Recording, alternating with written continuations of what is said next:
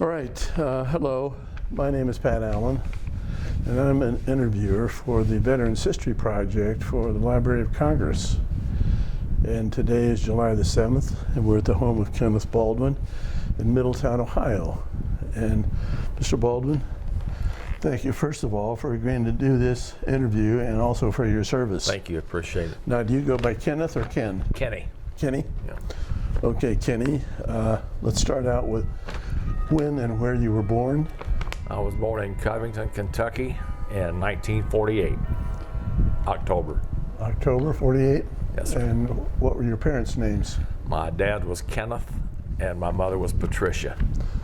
So you're a junior. Yes, sir. All right. Are either one of them still living? Both are deceased.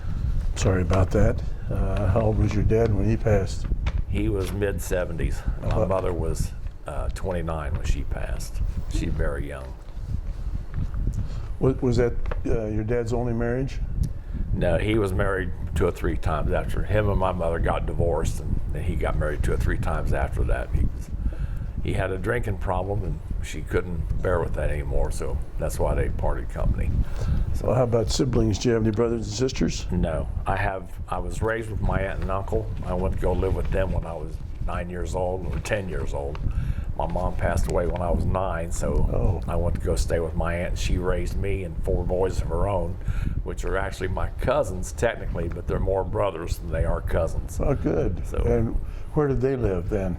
They live all around here in Franklin and over by Cedars Creek, but they're all locally here. But your aunt and uncle, where did they live when you stayed with them? Franklin. Franklin? What'd your uncle do?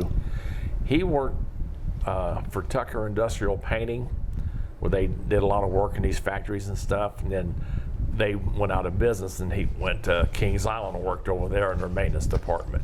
He Okay. painted a lot of the rides and stuff over there. Good, good. Was he a veteran at all? Yes, he was a World War II veteran. What was he? What was he? Army, Navy? Army. Did he ever talk to you about that? He never talked a lot about it. He and I used to go on hunting and fishing trips together all the time, and he never went into depth about a lot of it, but he talked about, when he was up in Anchorage one time, then he was going over to, I forget where it was he said he was going, but he was on his way there, and then they had the orders to turn around, so he never made it to see any actual combat that I'm aware of. Okay, but all his service was over in the Pacific, Aleutian Islands, with the yes. Japanese. Yeah. Yeah. Well, good. So where did you go to grade school? Who, me? Yeah. I went to several grade schools in Covington when my mom was still living, and then when I went to go live with my aunt and they moved up here to Franklin, then I went to grade school in Middletown at Garfield, and then junior high I went to Middletown. Then high school, my sophomore year, we moved to Franklin, and that's when I finished up my high school in Franklin. Okay. When did you graduate high school? 1967. What'd you do after you graduated? I graduated June the 3rd, and June the 7th, I was in San Diego, California, just getting ready to start my first day in boot camp. Oh, did you enlist or were you drafted? No, I enlisted. The Marine Corps didn't have a draft at that time, but I don't think. Why did you enlist? The men in my family were all military, and I was raised to believe that was my duty to do that, and I believed in it, and I've always wanted to be in the Marine Corps, even from a small kid. And then when I grew up, that's what I wanted to do. So, Was your dad in the military too? he was in the Army, but he was in during Korea. Okay. So he never got to see any combat either. Well, what got you interested in the Marines in the first place? Everything I'd heard about the Marine Corps, they were top notch, the best of everything, and the big thing I liked was their uniform. They had the best looking uniform of all of them. Yeah, so that's just overall appearance and their background, their history, and so I always just wanted to be in a Marine, so I did, and I've never regretted it, never looked back. So you're out in boot camp. Yes, sir. Where was that again? San Diego, California. How long was boot camp? 8 weeks. And it's normally 12 weeks, but Vietnam was going on at that time, so they kind of shortened it, crammed everything into 8 weeks. And then I went to 4 weeks of ITR, Infantry Training Regiment. Then after that, I went to 2 weeks of BITS, Basic Infantry Training School. How was ITR different than your boot camp? In boot camp, you just learn what you had to do in the military, or rules and regulations, and a lot of drill, marching and stuff. And then ITR, infantry training, you went up patrols, you learn how to do different kind of tactics, ambush, setup, and how to set mines and different weapons. Just everything you would need in infantry, you learned in ITR. All right. And how long was that? Did you say 2 weeks? 4 weeks. 4 weeks. Yeah. And then what did you do? Went to 2 weeks of basic infantry training school. They got a little more in depth of what you were doing from infantry training school. Okay. And that was 2 weeks? Yes, sir. What did you do after that? Came home for 30 days, and then after that I went back to California, got on a plane, headed for Vietnam. And how old were you at that time? 19. And that was the average age of the Vietnam veteran at that time. When you enlisted, did you have any idea you'd be going to Vietnam? Oh, I knew I was going to Vietnam. Did you want to go there? Absolutely. All right. Where did you go? Well, before we get into Vietnam, where did you do your ITR? California, outside of Camp Pendleton. And how about the basic Same thing infantry in Camp training? Pendleton. It was all right there together. All right, good. So I brought a map with me. Well, before we get into that, are you married? Not now. I was married 3 times. It just didn't seem to work out for me. So marriage wasn't meant to be. Do you have children? I had 2 boys. They're both grown and married and got kids of their own. I got 1 grandson, 4 granddaughters, and 2 great-granddaughters. You told me that your oldest boy is Jeffrey, Correct. and he's 51. Yes. What's Jeffrey do? He works at a place where they make drugs over in Wilmington, and he works under machines, and he's maintenance. He does stuff like that. Okay. Is he married? Yes, he's the one that's got my grandson, Okay. What's his wife's name? Kyra. What's your grandson's name? Taylor. He's in the Air Force right now. He's in the Air Force already? Yeah, he's making a career out of it. He's been in for about 3 or 4 years now. Wow. And your other son is Shane, S-H-A-N-E, Correct. and he's 49. Yes, sir. And what does Shane do? He just started a new job in Michigan. He's a maintenance manager, where he keeps up the electronic machines, stuff like that. He orders parts and stuff like that, keeps them running. All right. Is he married? Yes. And what's his wife's name? His wife's name is Janice, but she's not the mother of my 4 grandchildren or granddaughters. He was married once before, and they divorced after they had the last child, and now they're on their own. He's up there, and with her, he's in Indiana right now, but they don't have any children. So.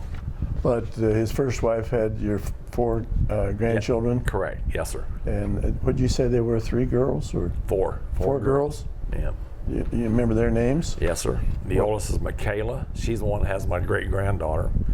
And then there's a set of twins, is Raven and Adara, and then the youngest is Lily. And your great-grandchild's name is what? The oldest great-grandchild, her name is Cami, and the other one is Faye. I'm sorry, the oldest one is Faye, and the youngest one is Cameron. You don't look like you're old enough to have great-grandchildren already. Well, thank you. Is there anything else about your family before we get into your background? I think see, your mother's name was Patricia? Correct. And what did she do? She did a lot of different things. She was a waitress most of the time. She worked in a factory one time called Raymond Bag, where they used to make grocery bags. But most of the time she was a waitress. Okay, you worked various restaurants around the area? I'm sorry? She worked various restaurants around the area? Yeah, it was in Covington, Kentucky. Okay. And you were going to have a sister, but your sister was stillborn? Stillborn, yes, sir.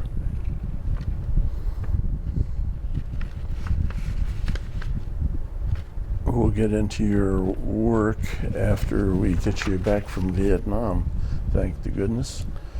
I brought this map with me. And I'll put it up here. Can you see that, Mary? Yeah. Mary Ellen, my wife, is our camera lady today. Is that focusing Yeah, good? that's excellent. Okay. See it. Show us where you first came in. Okay, well, we landed in Da Nang right here. All right. And that wasn't Da Nang. Where's it at? Here it is up here. We landed up here in Da Nang. And then my unit was sent to Phu Bai. They picked a bunch of us out because they just had lost a bunch of people in a big operation. So how long were replacements. How long were you at Da Nang? Just a few hours. They Okay. processed us out, and we flew up to Phu Bai, and that's where they put me with my unit, 2nd Battalion, 26 Marines. How did you get to Da Nang? Did you come a military plane or commercial? Commercial. What was it? It was a Pan Am. It came all the way from California, landed in Okinawa, and then from Okinawa to Da Nang. Okay. And then from Da Nang, they sent me up to Phu Bai, and that was right there close away. And I was on an outpost on Hill 230 in Phu Bai, and we run patrols from the outpost. We ran patrols and ambushes into Way. Then from there, we were there for a while, and then we went up to Khe Sanh. That's up by the DMZ. What about how long were you stationed primarily? So we got here in November Of what year? '67, and then in early '68 of '69, we went up to Khe Sanh. And I'm trying to see that. I don't see what that is up here. That's Dong Ha. It should be right around in here somewhere. It's not on this map. That's the I don't see DMZ, isn't it? Yes. The DMZ was 35 miles wide and 2 miles across. Now, when we talk about the DMZ, if somebody is listening to this and watching this 25 or 30 years from now, what does DMZ mean? Demilitarized zone. And probably shouldn't tell you this, but we used to run patrols inside the DMZ. And I was 1.75 miles inside the DMZ. Another quarter mile, we'd have been in North Vietnam. All right. But we just did recon patrols. No contact made, nothing like that. But we found artillery, tanks, covered in camouflage, but we couldn't do anything with it. We just reported and came back into Khe Sanh. So if the Vietnamese wanted to attack, they had the artillery and the tanks in the demilitarized Correct. zone. Absolutely. Where they weren't supposed to have it, correct? We didn't have any permanent. No. To my knowledge, we did not. Right? No. And how much of that 35-mile cross section you were in there, but how much of that did you cover? We covered probably 5 miles either way from where Okay. Khe Sanh was. So- and we never made it to the shoreline or anything. I never made it into Laos. We just went up here to see what was there. All right. And ran recon patrols and then came back. So maybe 10 miles, 5 to the right and 5 to the Probably left, about that. and no contact with the No, enemy none. at all. None. All right. Then you came back, and what did you do when you came back from there? We came back to Khe Sanh, and then we spent the whole Tet Offensive in Khe Sanh. And when that was over, we got orders to move back. We went to Dong Ha, which is here. We were there for about a week, and then from there, we moved back down to Phu Bai for a while. We got regrouped and resupplied, and then from there, we went to Chu Lai and Hoi An, just a lot of different places down in here, just odd and end stuff. Let's tell the folks what the Tet Offensive was. That was the Vietnamese New Year, and that was when they launched their big offensive. You know, they attacked everything and anything. Were you involved in that? I went through 3 Tet offensives when I was there. And tell us what you did or how you were involved. Well, it was a lot of it was just firefights you know, a lot of incoming rounds. Like we were at Quezon, we got 1,800 rounds a day of incoming. You Of know, incoming what? Mortars? mortars and rockets and artillery, stuff like that. So, what arms did you carry? What equipment? I had small arms naturally, an M16. Sometimes I carried a .45 pistol, but my weapons were the 106 recoilless rifle. I had flamethrowers, a 50 caliber machine gun, and that's basically pretty much it. That was what your unit basically had? 106s, recoilless rifles, and flamethrowers. All right. Were the flamethrowers used during the Tet absolutely. Offensive? Yes. And how were those used? We'd find a bunker complex, an enemy bunker, and we would just spray the napalm stuff inside that. Or we found a village somewhere. We give them like a 24-hour notice ahead of time when they were coming to clear out if you're not VC. And then when anything was there, we just lit it up with the flamethrower. All right. And how did you give the 24-hour notice? Our radio people, our higher-ups, would talk to the village chief, or whoever was there in charge, and let them know what was going to happen, which I thought that was wrong, because, you know, that's just telling the Vietnamese or the Viet Cong or the NVA were coming. Yeah. You know, so had to give them time to get out.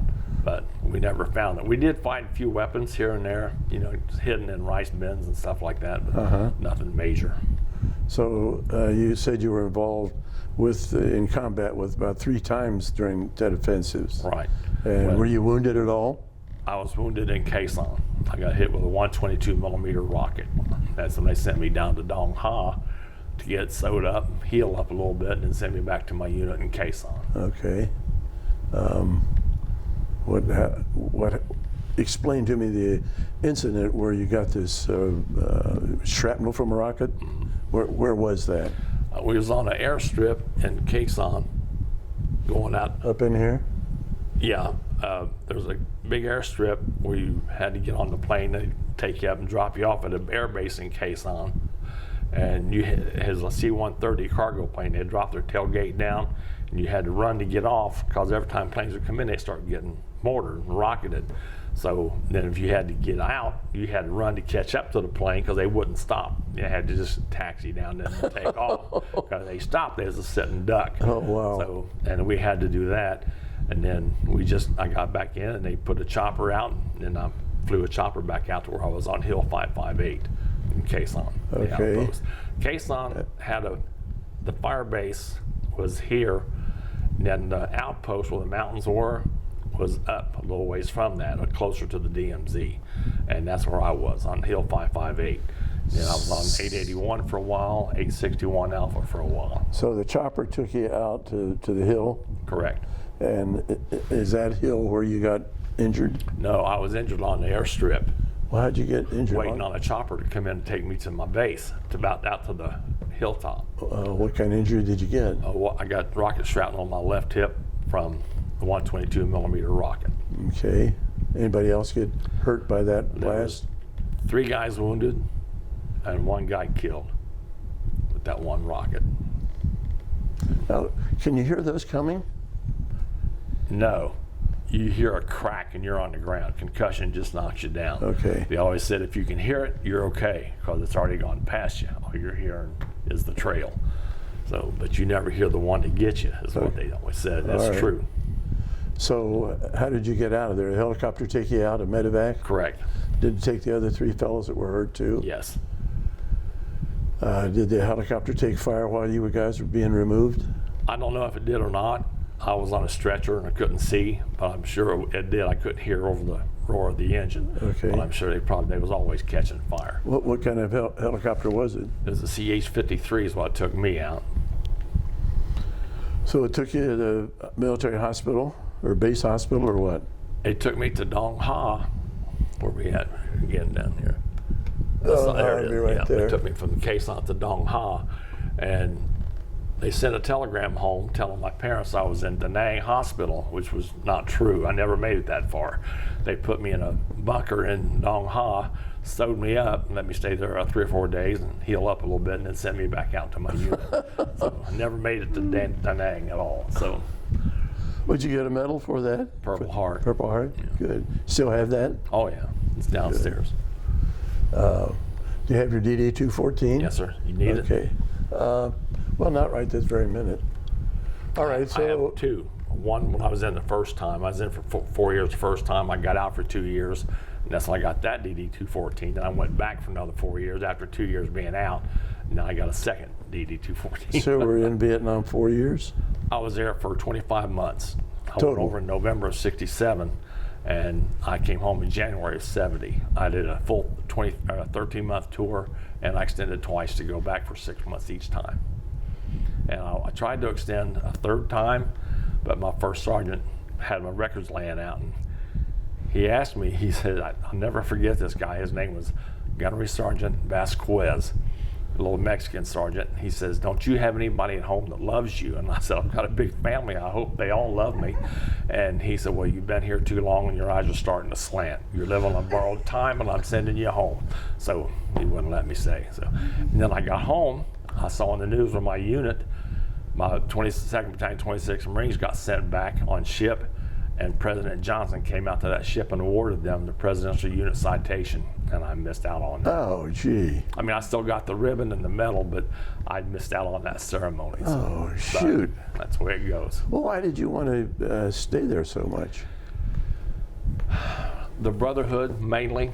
You know, you'll never have a closer relationship with anybody that you do these guys over here.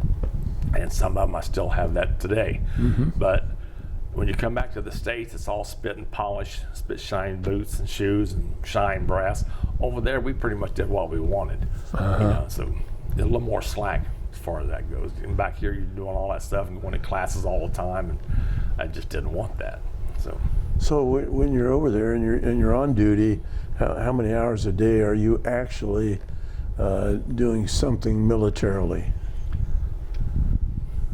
Probably about most of the day. Because the only time you're not doing something militarily is when you break for chow or you get to go back to your rack at night. You know, you're not always, people back here at home didn't understand that, and I found that out when I got home. They thought I had a cousin. She asked me what we did, and I told them about going on patrols and going on ambushes at night, and she said, at night? And I said, yeah. She said, don't you guys go to bed at night, put your pajamas on, and go to sleep? And I said, it's not a 9-to-5 job. It's 24/7 all the time, every day, you know, but you'll go out and run patrols, you know, during the day. You come back and rest up for a couple hours. You might be going on an ambush that night, you know, so there's always something going on. Well, give the folks a little example of a patrol, an average patrol. Okay, when you're going on patrol, you can have anywhere from 5 people up to 8 or 10. And what equipment are you carrying? I'm going to get to that. Either your weapons, of course, is your M16, M60 machine gun, M79 grenade launchers, and if you have it, you can carry laws. Those are expandable, disposable rockets, and all the ammo you can carry, hand grenades. And then you just go out and you get a place you're supposed to go, and it's on the map, and you follow that, and you're looking and trying to find contact, trying to see what you can find. Now, are you leading that group? Sometimes I did. Other times I was just in the squad that went. Did you have a radio man with you? Yes, I had a radio man, always. You always had to have a radio man. Okay. How long would you be out on one of these patrols? Usually around daylight, and you'd be back sometime around 5, 6 o'clock that evening. All right. So. And how about nighttime? Were those ambush jobs? Right. You go out at 10 o'clock at night and come back at daylight the next morning. But you just go to a certain area and you set in all night and you lay there and you watch and listen to anything that moves. And sometimes you make contact, sometimes you didn't. So. What percentage of the time on these night maneuvers did you make contact? Probably about 30% from my experience. It might be more for others, but from my experience, about 30%. So give me an example of contact you would have in one of those 30% incidents. Okay, you'd be sitting there and you hear something, and you start looking, and all of a sudden you'll see movement. You'll see the Vietnamese, the Viet Cong, or NVA coming out, and they have no idea you're there. And you have to wait till you don't start shooting at the first guy. You wait till the whole section gets in front of you, and then you open up on them. So where are you hiding at that time that they can't see you? In the jungle. Well, I mean, we were usually in the jungle up north. Yeah. And we were just back in the vegetation, had camouflage clothing and makeup and everything on. So And how about nighttime vision opticals? we had them, but we never took them with us on a patrol. That was just something else you had to hump out. They Huh. usually kept those back in the rear so people on guard duty, they could look out through the lines and check for stuff, but we never took them with us on. I would have thought that would have helped you. It would have been. It wouldn't have helped us. We had illumination flares we could take if something happened. It's this tube thing that you shoot up like a Roman candle and lights up the air or the Yeah. sky, and it lights up everything. It's like brighter than a full moon, almost daylight, and then you get pretty good vision. Okay. Like that. So in the 30% of the time that you would have some contact, did you get any injuries? Luckily, no. Anybody in your times. squads that you went out with? But sometimes we had a couple guys get wounded. We had to call in medevacs and get them out. So you're there in one area, you've had contact with the enemy, somebody is injured. Does medevac come into that area, or do you have to go someplace where they can pick you up? We go someplace where they can pick us up because we wasn't always in an opening or a clearing. We had to go move somewhere where they could come in. All right. How would you move the injured fella? Carry them over our shoulder, or try to make some kind of a sling or our ponchos and stuff, and carry them out like that. Okay. A stretcher type thing. The guys that got injured, did they make it? Did they live? Yes. Good. Yeah. Good. While you're up there, how often would you be able to bathe or take a shower? Not very often. Once a week, once a month? You are fortunate if you're on a patrol somewhere during the day and you come across a waterfall, then we'd set up a security and everybody would take turns getting under the water fountain or the waterfall and kind of halfway getting cleaned up like that.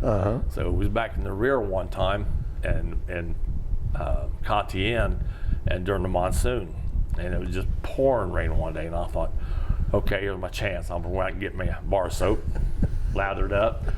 Right in the middle of it, it stopped raining, and there was all that soap on me. I just What'd you do? wipe it off. Oh, gee. But I was clean. That was the best part. So, but it just happened one time. I learned my lesson. So. Now, when you're located in a base and you set up a perimeter around the base. Correct. And how would the perimeters be set up? You have trench lines sometimes, not all the time. Sometimes you have a trench line, and ever so, say 50 feet, you'd have a fighting hole, a foxhole, and you would have like 3 men per hole. 2 men would sleep, 1 guy would stay awake, and then you'd stay awake maybe 2 hours and wake the other guy, and then you'd go to sleep. Just take turns off and on all night. And sometimes you didn't have the trench, you just had the hole, and that was it, the fighting hole. Did you have any wires out? We had trip flares, if that's what you mean. Okay. They come out it's like a miniature booby trap. When they hit that wire, it pops like illumination, and you can Okay. see stuff going on. And we had claymores, claymore mines. You know what those are? Well, I've heard of them, but I don't. It's a thing that's got wires coming back, and when you got moving in front of you, you squeeze that, and a big explosion goes off, and it kills everything in front of it. So, but we had those set up in front of our positions. Okay. Did you do any of this nighttime security? All the time, All every the time. night. Yeah. The only time we didn't was when we were back in the rear and didn't have to. Well, I'm talking That about one. you yourself. Yeah. Oh, yes. That's what I mean. The only time I didn't have to is we were back in the rear, but everybody had to stand line watch at night. Okay. Everybody took their turn. Any of the Viet Cong try to get in on you? Every now and then we have. It wasn't every night, but every now and then you'd have movement, and then we'd have a big firefight break out, and then turn them away, and then it'd last maybe 5 minutes, and it'd be over. What are the little demolition satchels that the VC tried to get into the We base? never had any of that. They probably had them, but we never let them get close enough to throw them up to us. So Did you ever have to activate a claymore? sometimes, yes. All right. Out of 25 months, I'll probably activate 3. So. Were you ever at an outpost that got overrun by the VC? No, never. I was. It wasn't our outpost. When we were in Quezon, we started running patrols, and we went up Hill 861. I'm sorry, 881. Excuse me. And they were very good at camouflage, the NVA, and they saw us coming, but we never saw them. And when they saw us coming, they just opened their perimeter up and let us walk in. And the last man walked through, they closed their perimeter and opened up on us. We were up there for 3 days. Ooh. And just, we went at hand to hand, shooting, everything else. And we finally got off after the 3rd day. How'd you get off? Walked off just like we got on. What? We killed a bunch of them. Huh? You Killed a bunch of them, and they left and took off. And, You were in there for 3 days. Did you have enough ammunition for all that oh time? yeah, absolutely. We always took a lot of ammunition with us. We always had that, whether we had anything else or not. We took enough food to last for 2 days, not knowing how long we were going to be up there. But you make do. You just do what you have to do, and you eat when you get done and get back. It's just plain and simple. Eating is the last thing in your mind when you've got the VC Right. all around you firing at you. Yeah. And what were they using on you? Just Mostly small arms. Okay. And what we call Chi-Coms. It was a Chinese communist grenade. But it was similar to what we had, but it's just built and made different. And that's all they had that I know of. They didn't ever call in artillery on us. They just was small arms. I guess they wasn't equipped with artillery where they were at that particular time. So you say they were really good at camouflage. Give us an example of that. They blended in with their surroundings. They would have. They didn't have the camouflage colored clothing like we had. They had like North Vietnamese had a regular uniform they wore, but they had jungle stuff stuck into their clothing, and they just knew how to blend in. Okay. And the Viet Cong, they had little black pajamas, and they wore, but you're in the dark, it's hard to see that anyway. Yeah.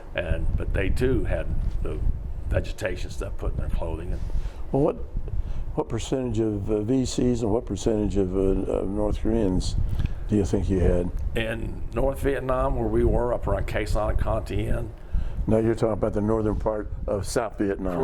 correct. Well, we were at Quai Son and Con Tien, all these places. I'd say about 75% was NVA, and the rest was Viet Cong that infiltrated, come down. And the more we went south, the less NVA we had. It was more Viet Cong. Okay.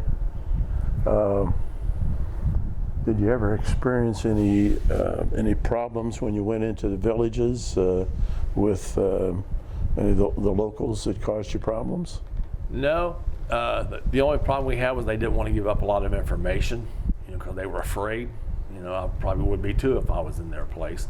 But they were told by the Viet Cong and NVA, if they tell us anything, they'll come back and kill them and whatever. But when you go into a village, it's mostly women and children, and maybe a couple of elders that are too old to do any fighting. Very seldom do you see young boys and young men in a village, because they're all gone to Viet Cong or NVA. Figure they're fighting. Yeah. So how were they living? What were they living on? Did they have farms or farm plots or what? No, I don't know if you'd call it a farm, but they had a lot of rice paddies. That was their main crop. That's the only thing I ever seen them grow over there. But they have big square sections of a rice paddy. They have the dikes cutting, dividing them off, and they'd have several of those. They'd have the water buffalo out working the rice paddies, and the little guy behind them.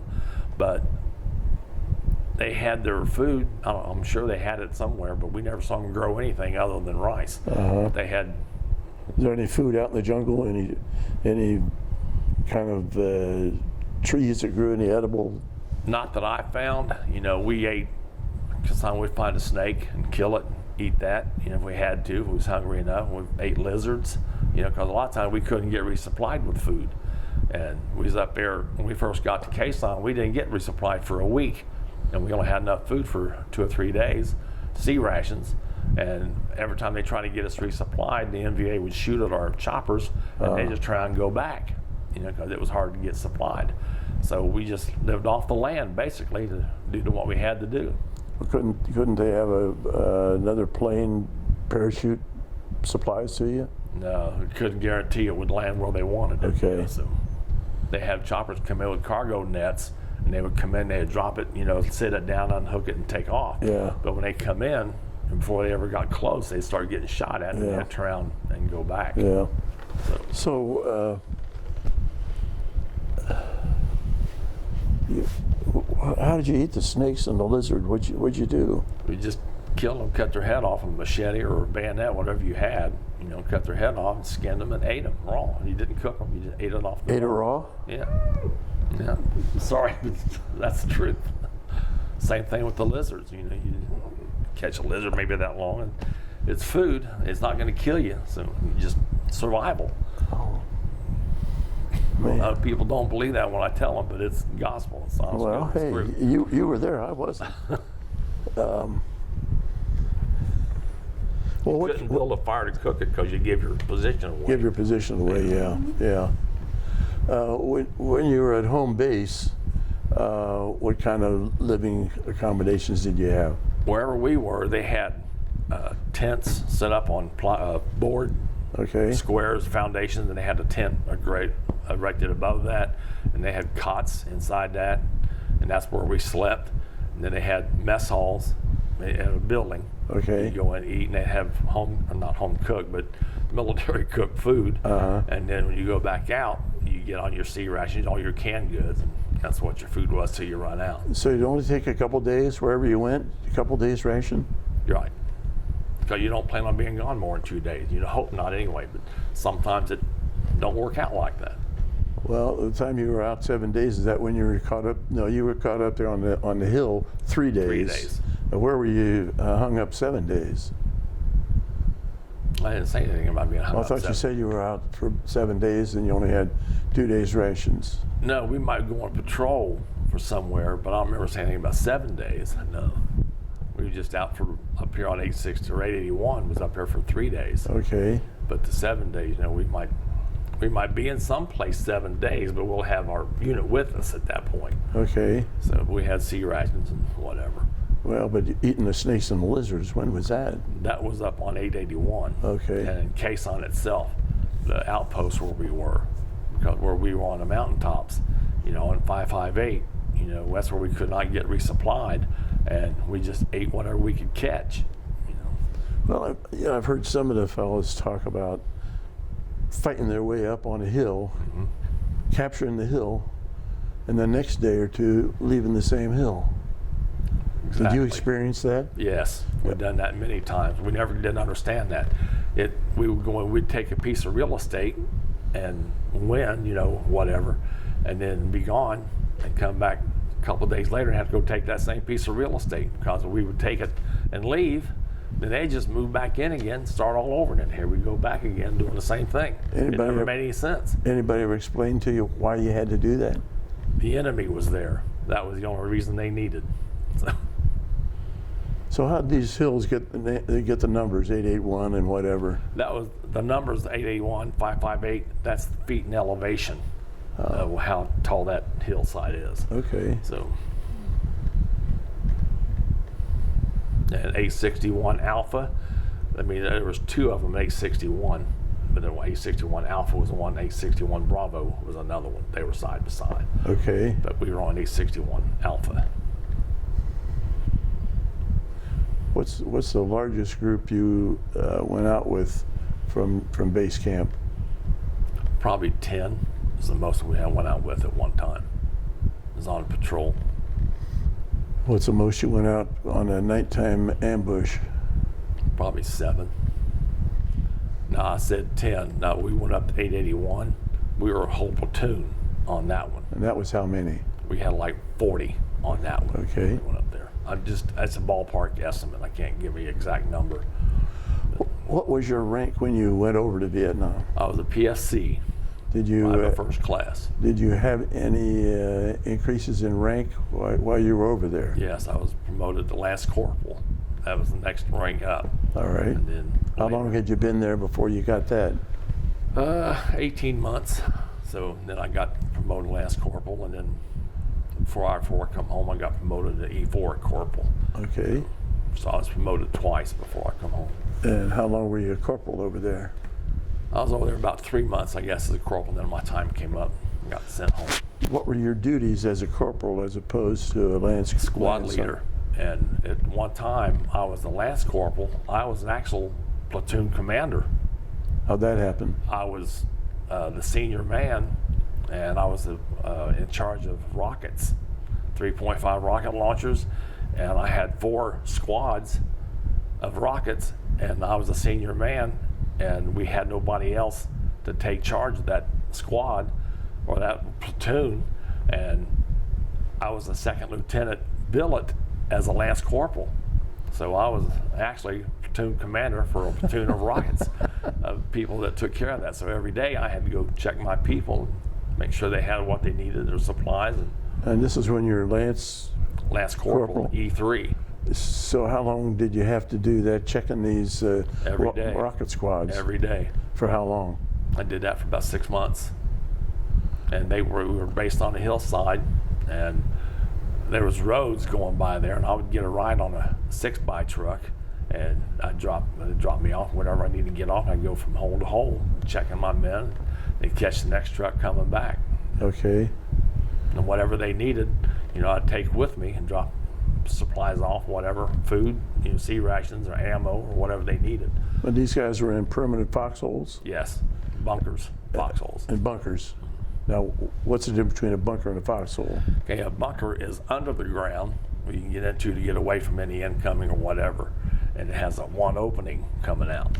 And a foxhole is just where it's a hole in the ground you can get into, and you're like chest up above the ground where you can come up and fire out of that hole. All right, so the rocket squads had bunkers? They had bunkers, but they also had fighting holes, foxholes, that we could get into to fight out of. But you can't do any fighting when you're inside the bunker. So I you know just that. Go down there at night, when you're not standing guard duty, then you're up here in the bunker, and then when your relief comes, he wakes you up, and you go out and you get on your turn to do guard duty at night in the foxhole. What was the purpose of having these the mortar squads up there for 6 months? Just strictly defense? Correct. If we had planes and choppers flying around for observation, and if they seen movement or something, then they would call that in, give them a grid coordinates on it, and the mortars would fire out and do away with it. Try to, anyway. So you were the chief honcho on the squads for about 6 months. Correct.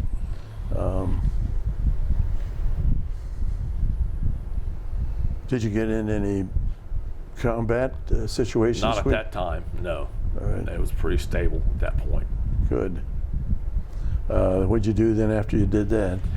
After that, then we came back to Phu-Bai. That was our rear echelon. And see, that was back yeah, right here. Phu-Bai, okay. Phu-Bai and Hue. We used to run a lot of patrols up into Hue. That was a city, and Phu-Bai was right below that. So there's an airport, there's a plane designation there. Right, there was an air base there. So did you do anything in protecting the air base? No. Okay. And I'm sure that they had lines, other companies come out and take care of that for perimeter watch. But is that basically where your helicopters came from? Yes, for us. Mm-hmm. Some of them came from Dong Ha. They had a landing strip there too. A lot of choppers we got from Quezon came from Dong Ha.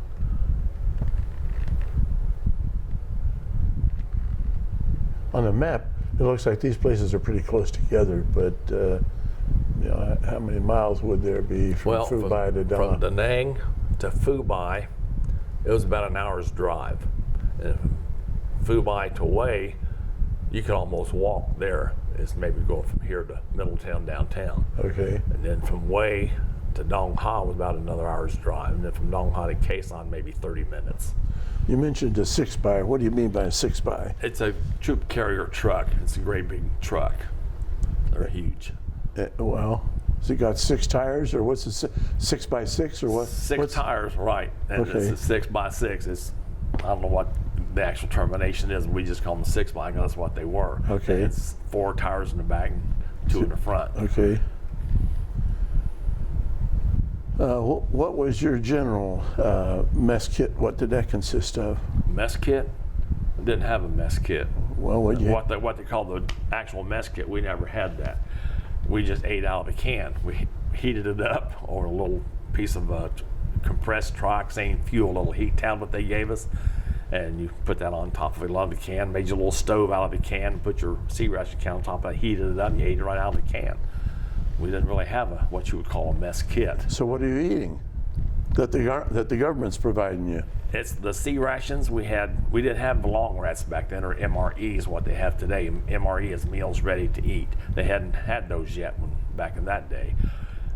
They were just like a can of pork and beans, or spaghetti with meat sauce, ham slices or pork slices, and you have fruit cocktail, and just different things, an assortment of different things. And you carried that just in your backpack? Correct.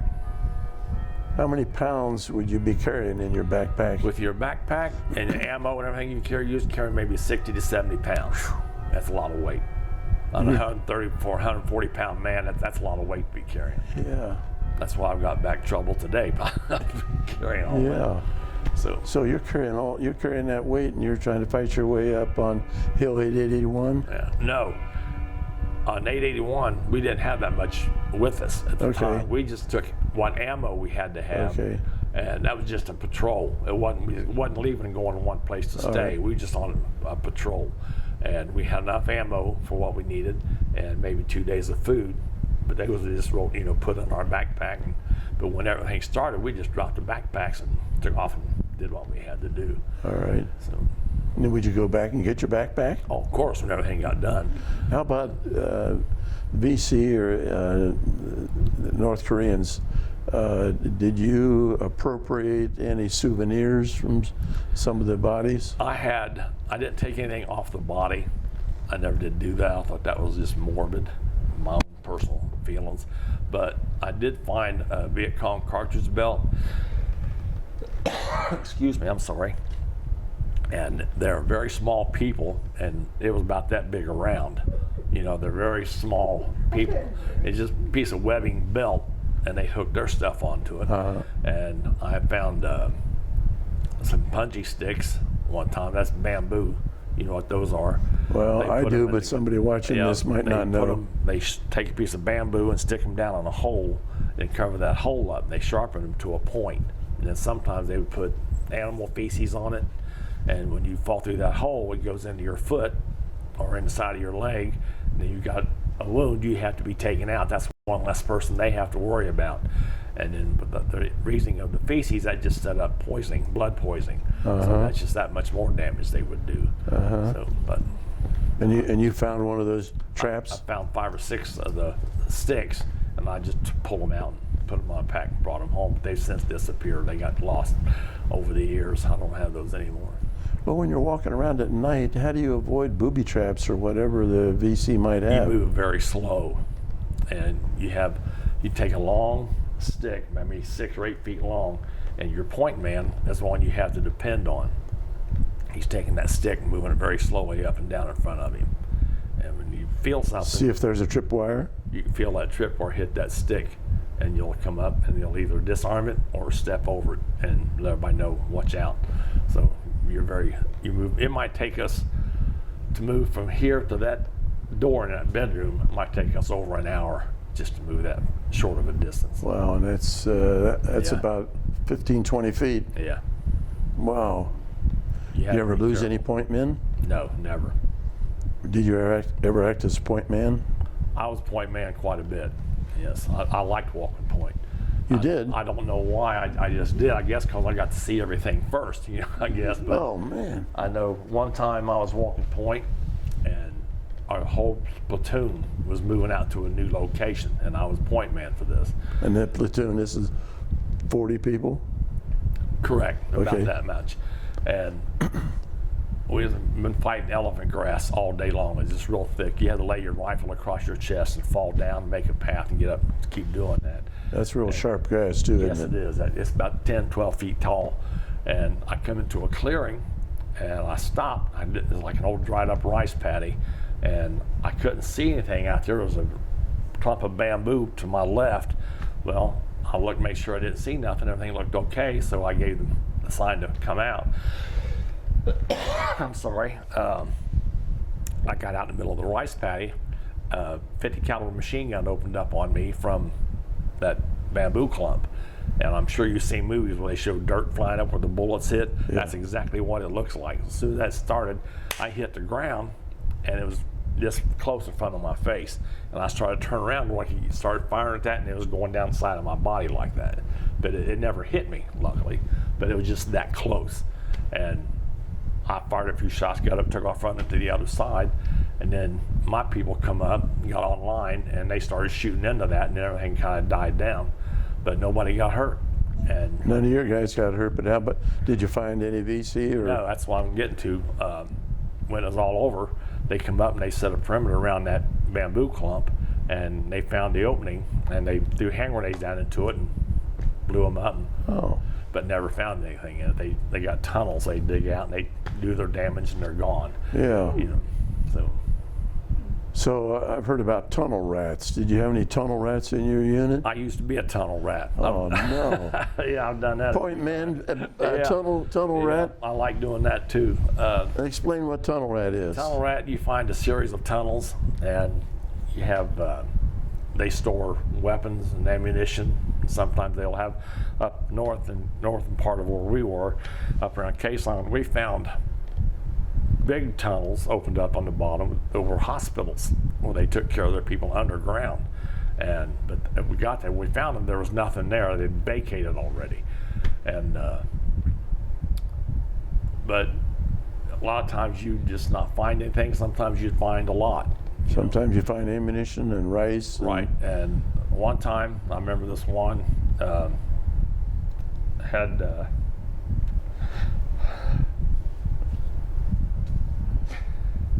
we found a tunnel, and we put grenades in it and waited for the smoke to clear, and I went down, didn't have no flashlight or nothing. You just took my 45 and I was feeling around, and I felt what I thought was a leg, so I started coming out with it, and all I had was from the ankle to the knee. That was one of the VC in there? Yeah, but that's all we found. Everything else was gone. So. Well, when you're going into these tunnels, you say you don't have a flashlight. Not all the time. Sometimes you did, but this time we didn't. Now, you're a pretty big fella now, but how much did you weigh? How tall are you? How tall were you? 6'2". I was 6'3" at that time. I've lost an inch because I've had back surgery and stuff, but I was 6'3" and I weighed 130 pounds at that point. So I was a little skinny guy. You were a string bean. Yeah, that's why it didn't bother me to go down in there. I had no problem getting in and out. So. Now, did you have to volunteer to be the tunnel rat, or did they appoint you? I volunteered. They asked for a tunnel rat. I raised my hand. I'll go. So. How often were you a tunnel rat? I probably did that 5 or 6 times. That it was necessary. That I needed somebody. So, how would they support the ground in these tunnels? Or was the dirt hard enough that you could just tunnel and you didn't have to have wood or anything to support it? There was a lot of clay, what we saw, and it was just packed in real hard.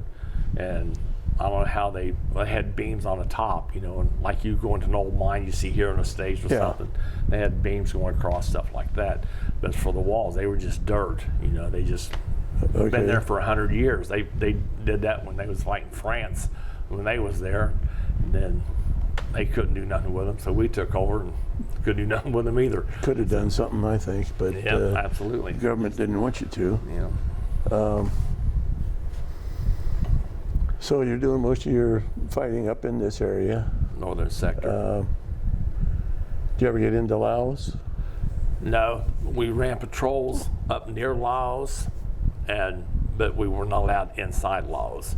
When we were in Quezon, 60% of the incoming rounds we got came from Laos. We could see the muzzle flashes leaving the mortar tubes at night. And why didn't you go into Laos? We were not at war with Laos, so we weren't allowed to go in there.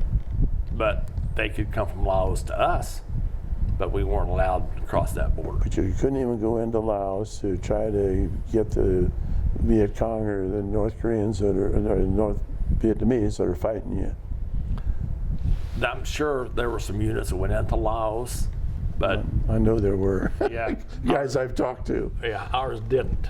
Off camera, I might tell you something different. How about the the makeup of your units as far as nationalities? Oh, it was widespread. We had whites, blacks, Mexicans. We had a couple of Canadians, Indians, Navajo Indians. We had, so it was spread pretty much. Mm-hmm. And we never had a problem with racial stuff over there, because we knew we depended on this guy in the bush. Uh-huh. We had to watch his back, and he had to watch our back. So that's what I was talking about a while ago about that brotherhood. He had over there. Uh-huh. You still have it. Absolutely.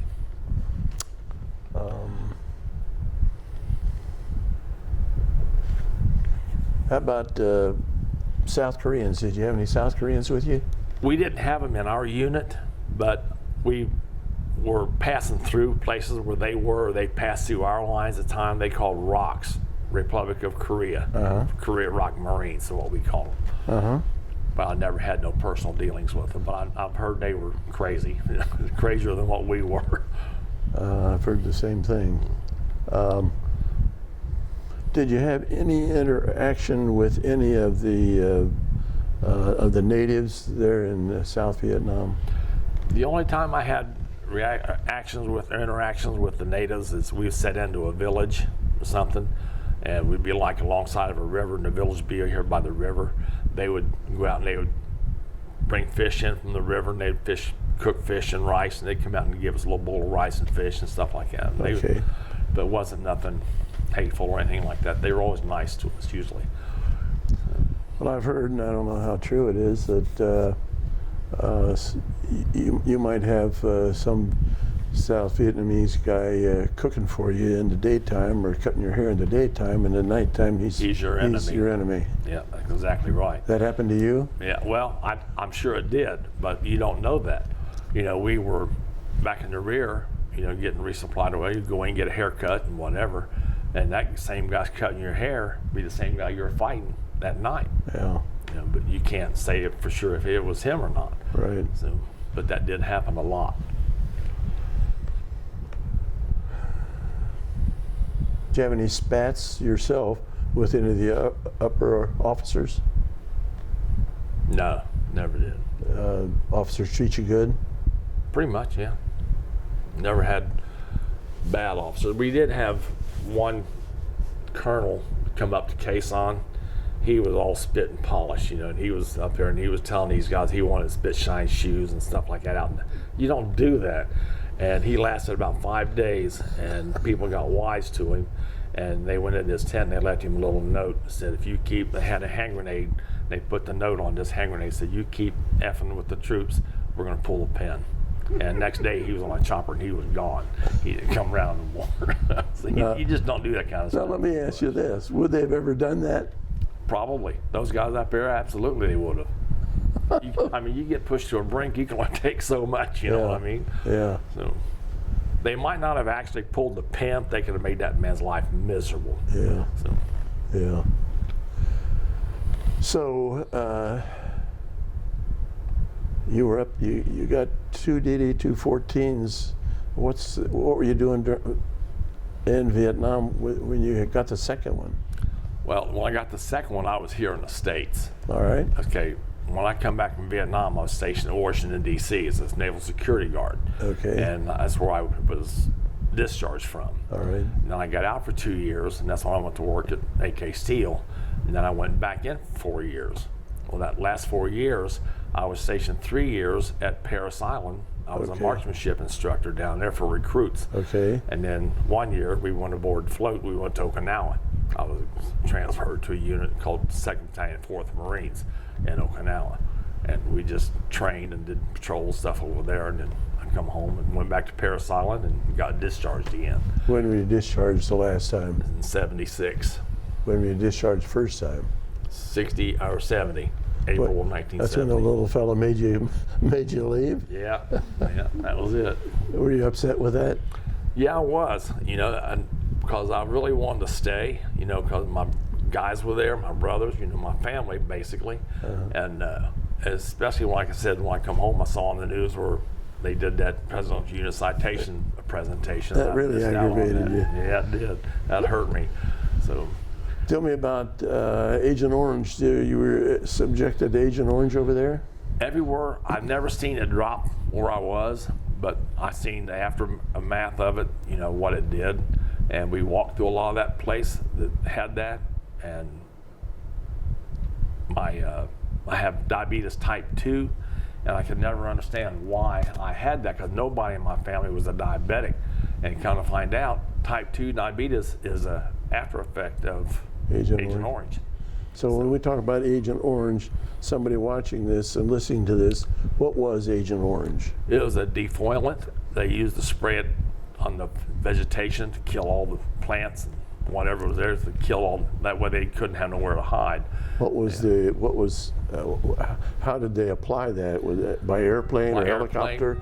I'm sure they used helicopters, but I didn't see it. But I didn't see the planes doing it. But I saw on the news where they had these planes come by and spray like crop dusters. You know, they just come on and they spray this whole field or whole area or jungle. Wherever they wanted to spray, they just turned it loose, and a couple of days later, there wasn't nothing there no more. Now, when you walked through those areas, did you feel safe? At the time, yeah, because we didn't know any better at that time. You know, the government lied to us all these years, but no, Agent Orange is not that bad. It's not going to hurt you, nothing like that. And then guys are dying today from cancer because of Agent Orange, right, and different things, and because our government lied to us. They didn't want to own up to that, but now they're having to. Of course, the Viet Cong were subject to the same stuff you had, Absolutely, and there's probably people in the same situation over there even today. Yeah, I've seen pictures in books and stuff, and magazines, where they show these kids as being deformed when they're born and stuff from their parents.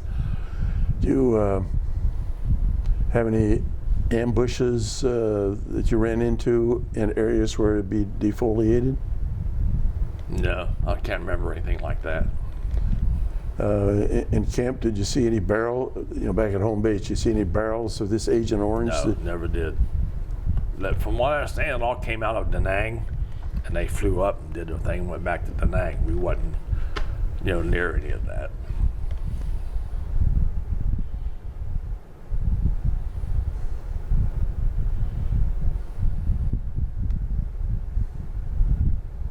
Did you say you were down at Chu Lai? Yes. For a while. What'd you do down at Chu Lai?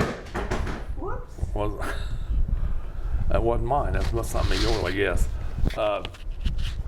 We just ran patrols, ambushes and stuff, the basic stuff we did everywhere else. Okay. Have any guys injured down there? No, never lost anybody in Chu Lai. The only place we lost people is in Khe Sanh. Good. It's the only time we lost people. Good. How long were you at Chu Lai? We were there about maybe 3 months. You know, Right. and that's where I was when my time came up. And they sent me back up to Phu Bai and got discharged and got back to the States. All right. Is there anything else we might need this for? Anything you want to talk about No, I can't during think your of service? anything. You know, like my unit, we were as far south as Hoi An and Chu Lai. And, Well, here's up Chu here to Lai. Chu Lai, and Hoi An's probably down around in here somewhere. Okay. As far as south I went. I'm so sorry. And all the way up into Khe Sanh, DMZ. So it's a pretty wide area that you got to see. Yeah. It's a beautiful country. I can't take nothing away from that, but it's just deadly, more deadly than it was beautiful. Were you near any plantations? I saw a rubber plantation once, and we stood guard around that for a while. I don't know why, but we did. We were there for about a week and then moved out. No problems from the plantation? No. Rubber plantation? Were they actively using that plantation when you were guarding? As far as we could tell, you know, they wasn't doing anything. We never saw any activity. We were just there guarding it. But What were you guarding it from? keep the VC and the NVA from coming in and destroying it, I guess. But we never saw any activity or anything like that. So. Okay, thank you for talking about that. So you're discharged, and where you go? Well, that's when I came back from Vietnam. How'd you get back? Flew back. They flew us over on a commercial plane, like I said, on a Pan Am. But on the way home, they put us on a C-130 cargo plane. It bounced all the way home. But Did you have seats? yeah, a little fabric on a piece of tube railing, and that's what you sat on. Okay. But it was just very uncomfortable. And like I said, you know, they treated us great going over, but didn't care on the way back. We were a used up commodity, you know. They got what they wanted from us. We're done with you, you know. So, but, So where'd you land? California. Where? And it was right outside of Los Angeles. Was it a military base or No, a civilian base. Yeah. How were you dressed? In my uniform. How were you treated? I didn't. A lot of guys had problems, from what I hear, but I didn't have any problems at all. You know, I Good. just walked in, I got my ticket and got on the plane, and I didn't try to cause any problem. I just want to do my thing and get home, and that was it. So you got off the plane, and when you got off the plane, where did you go? Were you there for any days, or did you meet? No, I got to Los Angeles, and I went to the ticket counter, and I booked my flight to Ohio, and I called my family, told them what flight I'd be on, and I flew into Cincinnati, a greater Cincinnati airport, and my family met me down there. When I come home, it was good to see them, naturally. So, I'll bet. yeah. After 20-some months over there. Yeah. So I got to come home on my first extension. After my first 13 months, I came home for 30 days leave. I was home right at Christmas time, and then I went back. Then my second time I extended, I had another 30-day leave, and I took that and went to Sydney, Australia for 30 days. And my family got a little upset with me over that, but I thought, you know, I'm not going to be able to do this when I'm a civilian. I wouldn't be able to afford to, so the government let them pay for it. So, Well, good. What all did you do in Sydney? I had an apartment, and I had met this girl down there, and she was a nurse in an elderly people's home, and she took a leave of absence, and she stayed with me for the whole time I was there. And we just went out, had dinner, and went to see movies or whatever, Oh, and good. enjoyed time. It was a great relief from where I was. Absolutely. And my apartment, it was a place called Coogee Beach, and I could look out my bedroom window and see the beach. That's how close it was. It was really nice.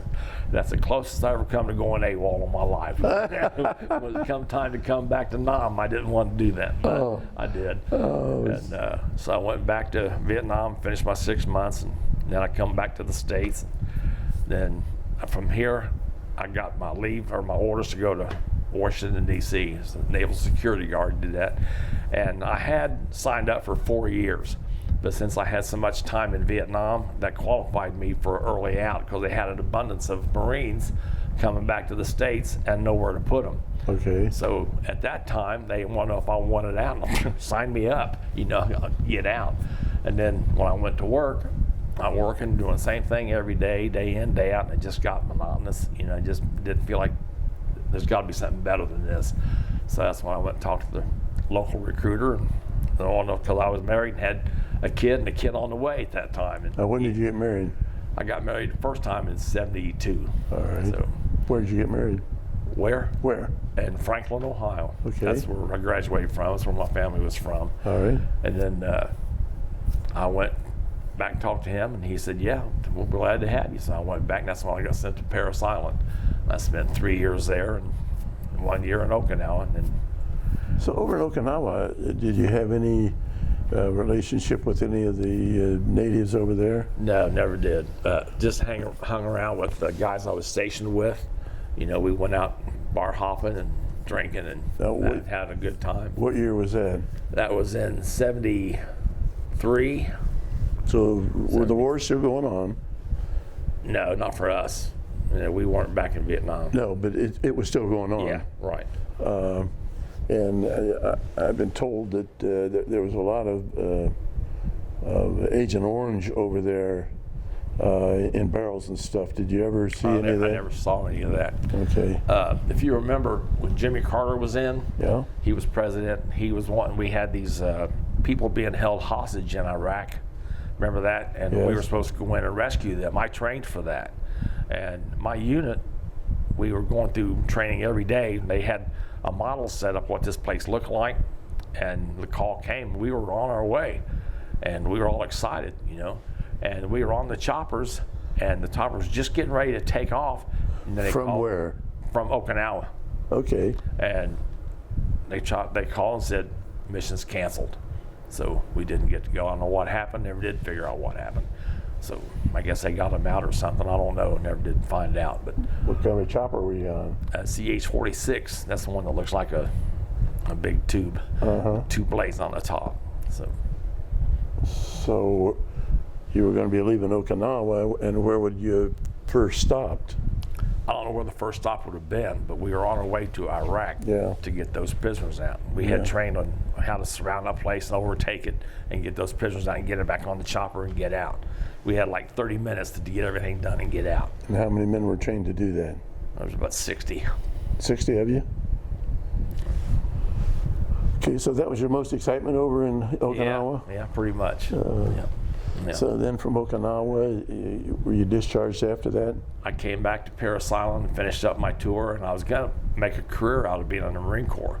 But my wife couldn't always go with me to duty stations I was at, so she said, you either have to choose the military or me. So I had kids, and it's kind of bad for my kids because you only get 30 days leave a year. Yeah. And I didn't want to take a 30-day leave one time, then not see them no more the rest of the year. So I broke it up 10 days each time. And when I got home, they didn't really know who I was. But then when they figured it out, I was gone again. You know, and I did that 3 times a year. So I said, nah, my family's more important. I loved the Marine Corps, I did. I ain't gonna lie about that, but my family was more important to me. All right. Than the Marine Corps was. So when you got out of the Marines, where did you go? Well, I just bummed around and partied for about a month. And then my money started running low. And How'd you get home? I flew home From Parris Island? Yeah. Well, Savannah, Georgia is where I left from. I mean, I was stationed at Parris Island. Okay. Well, I flew from Savannah, Georgia's airport to Dayton, and my wife picked me up. Okay. And then, my family picked me up because I wasn't married. I'm sorry, back up. I was married. My wife picked me up. I got my dates messed up. And then I just messed around for about 30 days, you know, and just, okay, it's time to go to work. My money was getting low, and kids needed food and milk, so I had to go to work. Well, was your wife working at all before you got home? Yeah, she worked as a AT&T, and then it changed to Ohio Bell. She was a switchboard operator for Ohio Bell. And who watched your son? My mother-in-law was her mom. Okay. Yeah. So after 30 days, you decided the money's running low and I got to do something. Yeah, that's What'd you do? I went to work at AK Steel. I went to put an application in, and they hired me, and I was just going to use that for a stepping stone. I was planning on wanting to go to law school, but it didn't work out. I tried to go to school here in Middletown, and they asked me if I worked shift work, and I said, yes, ma'am. She said it'd be too hard for me to keep my studies up working shift work, and they'd prefer I didn't come there, and that really ticked me off. And I said, it's fine, you're not the only college around here. I said, I'll take my money and my time and go somewhere else. Now, what college was that? Miami University? Yeah, I'm right here in Middletown. But so the main Miami, for people that don't know this, the main campus was in Oxford, Ohio. Correct. But they had a branch here in Middletown. Correct. Yes. And you went to the Middletown branch. Correct. Yes. And they didn't want you because you were working shift. I figured that'd be up to me. I figured all they wanted was my money, you know, but it didn't work like that. So ended up being a 33-year mill rat. What else did you do at the mill? At the time, was it AK or was it Armco? It was Armco at that time when I first hired in. And over the years, you know, I was different jobs. I started in as an air gauge operator. I run a train, and then I got to be an air gauge leader, and then a furnace tender, and worked my way up the chain until I got to be a furnace tender. That was a top job at that particular time in that department. And then after a while, I decided I needed something else. I went to put in at the hot strip, and they got paid a lot more money over there than I did in annealing, so that's where I needed to go. I spent my last 13 years at the hot strip. Now, what was the hot strip? What did they do? They took slabs and put them in a furnace, and then they run those slabs through that furnace, got them red hot.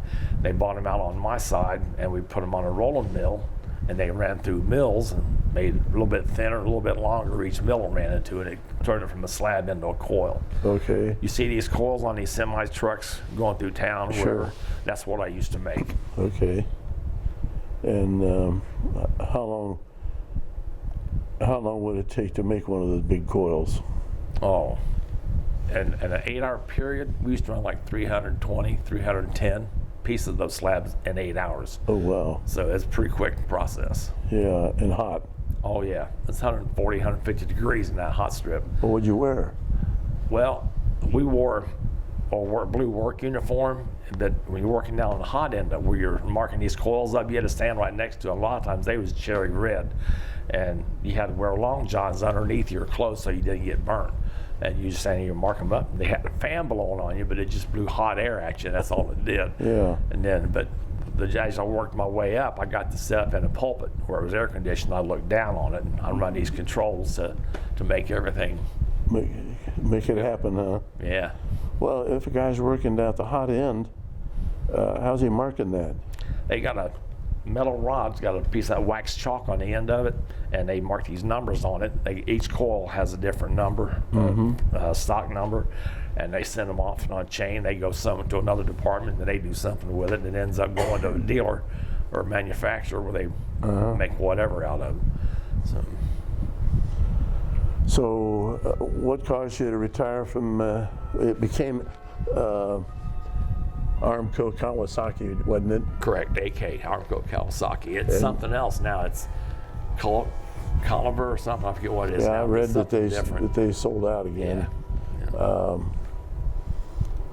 How long was it Armco before it became AK? Oh, it's been years and years. It was, I don't know exactly how many years, but it was a lot. Did you work there like 10, 15 years before it became AK? Oh, yeah. I hired in 70, let's see, 72. 72. And I retired in 03. Okay. And I think it changed like the last 10 years. Why'd you retire? I had enough time in, and you had your age and your years of service had to add up to 80, and mine fit that qualification.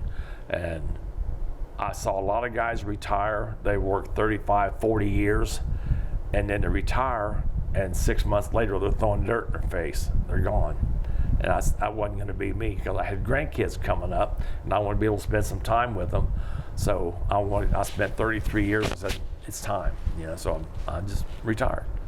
And then when you talk about guys, retiring and having dirt in their face, you're talking about guys dying and correct, and being buried. That's just a term I use. That's all. Yeah. So when you retired, well, what kind of hobbies have you had during the years, whether you're working or not working? Yeah, well, I used to do a lot of hunting and fishing. I used to bow hunt a lot, deer hunt, but since I've had back troubles, I can't pull the bow back no more. So, but now I collect a lot of things, and I spend time with my grandkids. My youngest granddaughter and one of my twin granddaughters, we go to dinner sometimes once a week. Okay. They like to spend time with me like that because they know I'm good for a dinner, or take them to a movie or whatever. Excuse me. And but you can look around, you can see on top there, I got marbles on top of my cabinets. I collect all kind of marbles. And those statues on the piano, those are Armani statue, Giorgio Armani. I got a few over here, a couple on the table. I collect those. I get those fairly cheap at auction, but each one of them worth over $1,000. I never paid over $300 for each of them. Wow. So they're pretty good. I collect, used to be when I first come home from Vietnam, I didn't want nothing to do with any type of a gun. That's the reason I started bow hunting. But over the years, things being the way they were in the country and in the world, I thought it's time to have something to protect myself. So what'd you get? So I bought, my first gun was a .44 Magnum pistol. And then after that, I thought that'd be enough. Nah, I need this, and I need that, and I need that. I like that gun, so now I've got a safe full of them in there. But I like to shoot. Me and my son built a shooting range out here in the backfield, and we go out there and shoot sometimes. So okay. Me and my grandson, when he comes home, spend some time, we'll come out and shoot together. Okay. It's good to do that. I've had a couple of, I think 3 or 4 times I've had CCW classes come out and use our range to qualify. Okay. So it's nice to do that. Of course, it's nice sometimes I get stressed out over some things, and it's just, I'll take a pistol out and just start shooting, just release some of that stress, and it kind of helps me do that. Do you load any of your own weapons? Do you load any of your own shells? My .44 Magnum, that's the only one. I've got a loader downstairs, and I load. That's a lot cheaper that way. but it's getting so much harder anymore to buy ammo. And I've heard that. I found out why that is. The government figured out they couldn't take our guns away from us, so now they're buying all the ammo these manufacturers make, and they're stockpiling it. And me and my girlfriend just took a road trip out west, and I thought I'll surely be able to find ammo out there. So I've got a 50 caliber Desert Eagle, and I checked all the ammo places here, couldn't get it. Even when I bought the gun dealer I bought this from, couldn't get it. So I found a place out in Kansas that had what I needed. He had 2 boxes, and I said, well, can I have both boxes? He said, sure. He set them on the counter, was ringing. He said, well, that's it for me. And I said, well, yeah, until you can order more from the manufacturer. And he said, there ain't no more. I said, what? He said, what I just told you. He said, the government found out they couldn't take our guns, so now they're going to take all the ammo away from us. So they've started buying it in bulk from these dealers, these manufacturers, and stockpiling it to keep us from getting it. So it's a mess. That is unbelievable. Patrick, Yeah. we have about 10 minutes left on the battle. Okay, all right. We'll wrap it up here. So, how far did you go out west with your girlfriend?